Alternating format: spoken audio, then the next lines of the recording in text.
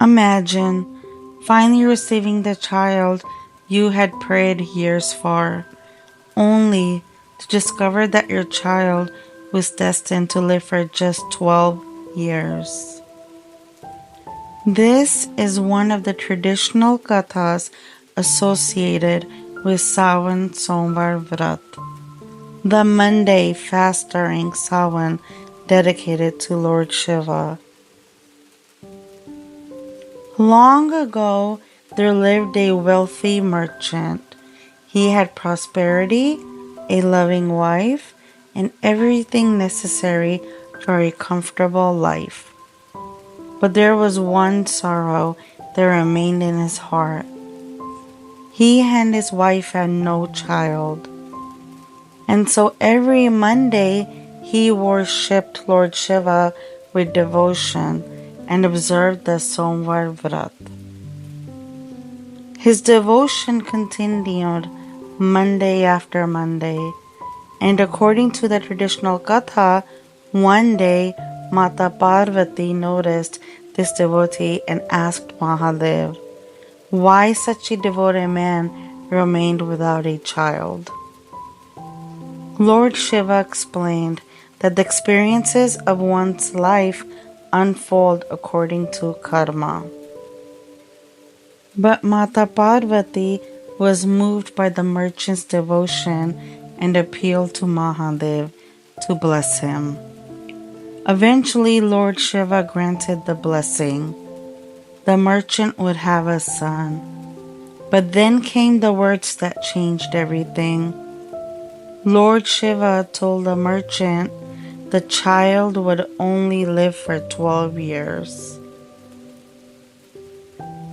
In time, his wife gave birth to a beautiful son. She was filled with happiness, but the merchant carried a secret that made his happiness very different from hers. Every birthday brought his beloved son closer to the age Mahadev had foretold. Yet the merchant did not abandon his devotion. He continued observing the Somvar Vrat.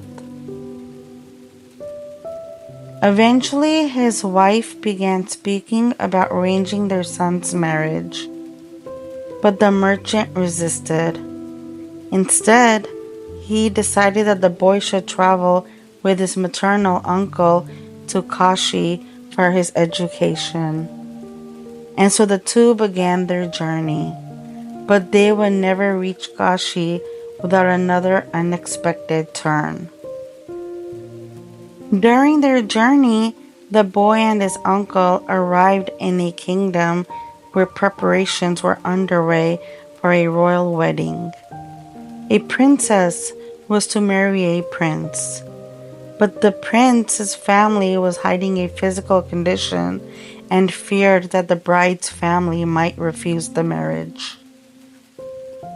When they saw the merchant's handsome son, they devised a plan.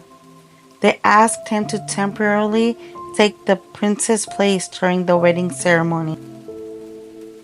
The young man agreed, but he did something before leaving that would become important years later. He secretly revealed the truth to the princess. After telling the truth to the princess, he left. He and his uncle continued towards Kashi. The years passed. His education continued until eventually his 12th birthday arrived. The very age Lord Shiva had foretold years earlier. That day, the young man became terribly unwell. His uncle tried to continue the religious duties they had instructed to perform, but the prophecy could no longer be escaped. The merchant's beloved son died. His uncle was overcome with grief, but the Katha tells us that this was not the end of the young man's story. Once again, Mata Parvati saw what happened. She remembered the devotion of the boy's father and appealed to Lord Shiva. Through Mahadev's grace, the young man's life was restored. The boy, who had been destined to live only 12 years, opened his eyes again. After completing his studies, the young man and his uncle eventually began their journey home. And along the way, they passed through the familiar kingdom, the same kingdom where the unusual wedding had taken place years earlier. The truth about what had happened that day was finally revealed. The princess recognized the young man as the one who had participated in the wedding rites, and eventually he continued the journey home with his wife. And now, imagine the moment his father saw him. The merchant had spent years carrying Mahadev's word in his heart. He had watched his son approach 12 years of age, knowing what had been foretold. Yet, throughout those years, he continued his devotion to Lord Shiva. And now his son had returned home alive.